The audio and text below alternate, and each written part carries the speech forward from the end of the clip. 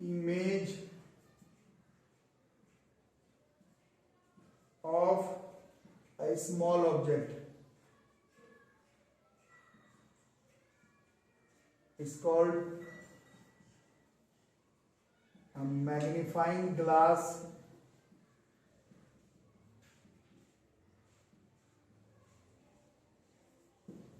or simple microscope.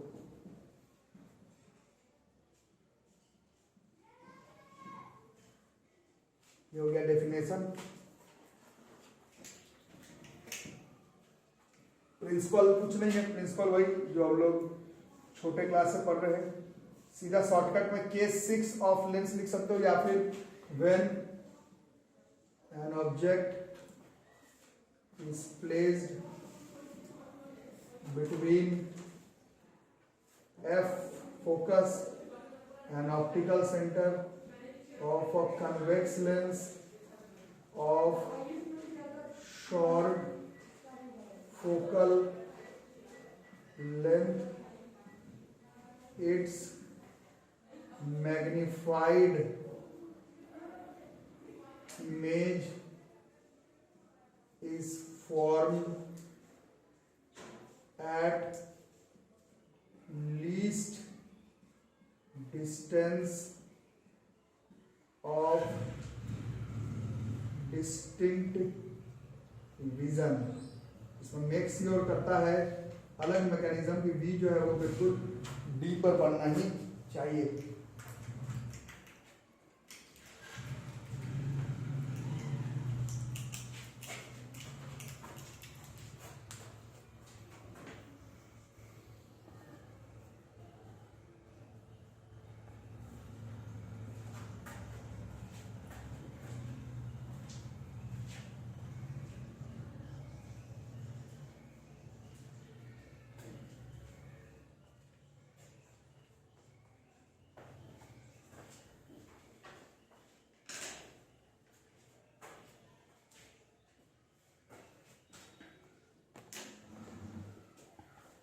बना लिए? तो आप थोड़ी सी नई बात करते हैं। तो 8th में, 10th में, 11th में, 12th में, 9th में जब जब आया लेंस, जब जब आया मिरर, तो हमने वर्ड इस्तेमाल किया मैग्निफिकेशन। बट मैंने जब जब आपको मौका मिला तब तब टोका की मैग्निफिकेशन बोलना बंद करो, क्योंकि जो मैग्निफिकेशन तुम जान रहे थे आज तक, स्मॉल m HI/HO V/U, कभी -V/U, that was not magnification, that was linear magnification। and in this topic, in optical instruments, you have to study a new topic, that is our angular magnification। now we will study about this topic, this is angular magnification। this is angular magnification। so simple linear magnification was HI/HO, but angular magnification is a different thing, which we will be using only by studying topics related with optical instruments। otherwise we don't have to study this topic। whenever we will study topics related with optical instruments, only then this term angular magnification, capital M, will be used। small m is already used, V/U, HI/HO, but from today onwards we will learn a new topic, angular magnification। ठीक है, इसमें क्या है याद करना पड़ेगा। जैसे small M आप लोग में से ज्यादातर लोग को याद हो गया, HI/HO को बोलते हैं, चैप्टर से मतलब नहीं है। मैग्निफिकेशन होता ही है linear magnification, height of image by height of object. फिर कभी देखे लेंस के केस में वो V/U हो जाता है, मिरर के केस में -V/U हो जाता है, वो तो प्रूफिंग हुआ। HI/HO ही होता है लीनियर मैग्निफिकेशन, इसका कोई प्रूफिंग थोड़ी है, ये तो डेफिनेशन है। उसी तरह से आज हम लोग 2 मिनट में पहले, 5 मिनट में पहले हम लोग एंगुलर मैग्निफिकेशन क्या होता है पहले इसको समझो, फिर प्रूफ करेंगे कि एम कितना आएगा। मीनिंग समझ में आ रहा है सबको? मैं फिर से बताता हूँ, 10th में शायद सबसे पहले बार आपने पढ़ा, स्मॉल एम लीनियर मैग्निफिकेशन तो होता ही height of image by height of object का रेशियो है, उसको प्रूफिंग की जरूरत नहीं है, वो होता ही है। प्रूफिंग का जरूरत ये पड़ा कि लेंस के, मिरर के केस में वो एम जो है वो V/U आ गया, लेंस के केस में वो स्मॉल है -V/U, तो ये एक प्रूफिंग की बात हो गई। होता तो HI/HO ही है, वो थोड़ी कोई प्रूफ करता।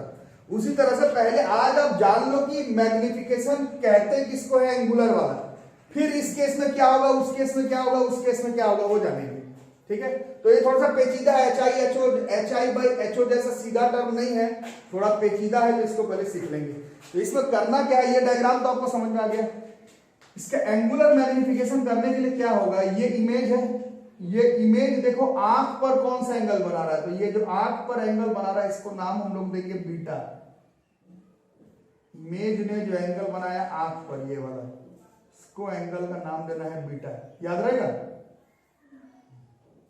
ठीक है, ये यही वाला हमें दिख रहा है एक्चुअली, सेंटर वाला। ठीक है, अब और ये तो मेरे ख्याल सबको याद हो जाता है, बीटा थोड़ा समझ में भी आ जाता है, अल्फा समझ ही में नहीं आता।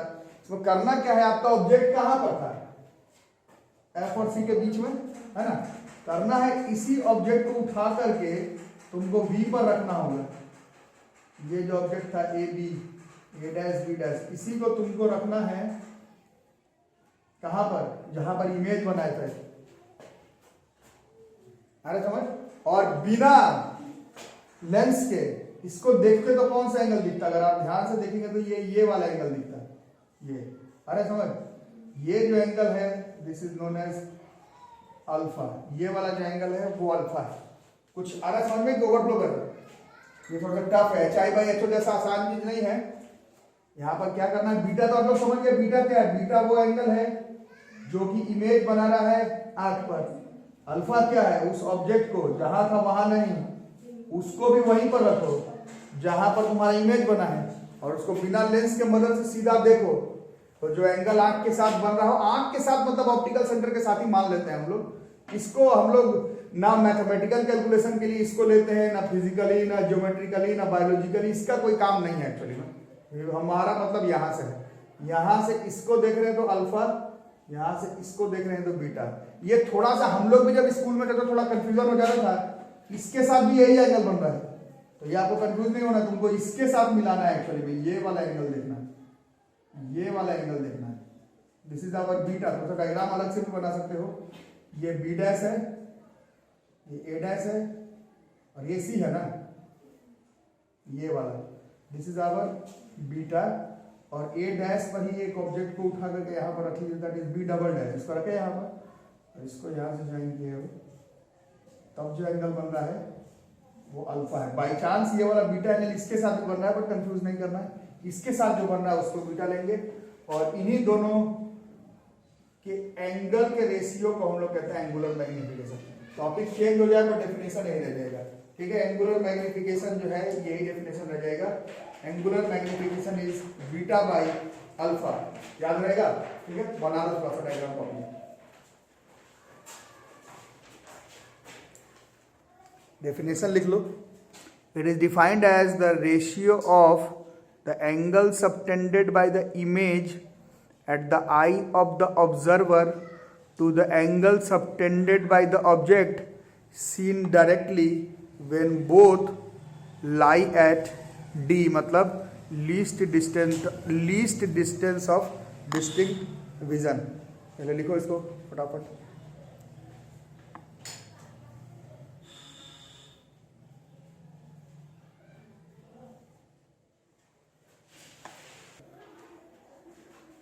तो अब थोड़ा सा एम के बारे में अगर जान गए कि बीटा बाई अल्फा को कहते हैं, तो अब देखते हैं आएगा कितना।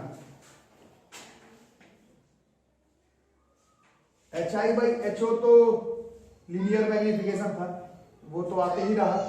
अब थोड़ा सा देखते हैं एंगुलर मैग्निफिकेशन कितना आ जाएगा। तो बाई डेफिनेशन